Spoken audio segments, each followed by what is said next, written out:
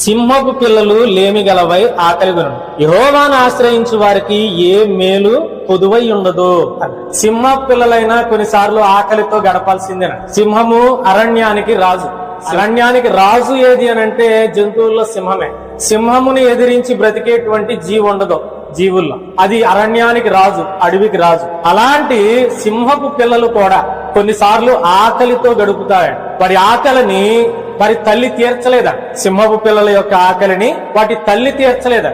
కొన్నిసార్లు అవి కూడా పస్తులతో ఉంటాయి. కానీ దేవుని పిల్లలైనటువంటి వారికి ఏ మేలు కొదువై ఉండదు. తన పిల్లల యొక్క అవసరతల్లో దేవుడు అద్భుతంగా సహకరిస్తాడు. తన పిల్లల యొక్క అవసరతల్లో దేవుడు అద్భుతంగా సహాయం చేస్తాడు. వారి కనీస అవసరతలు తీర్చబడేలాగా ఖచ్చితంగా దేవుడు వారిని ఆదరిస్తాడు. దేవుని నమ్ముకున్నటువంటి వారికి, దేవునిలో ఉన్నటువంటి వారికి, దేవునితో ఉన్నటువంటి వారికి వారి కనీస అవసరతలు అనేవి ఖచ్చితంగా తీర్చబడతాయి.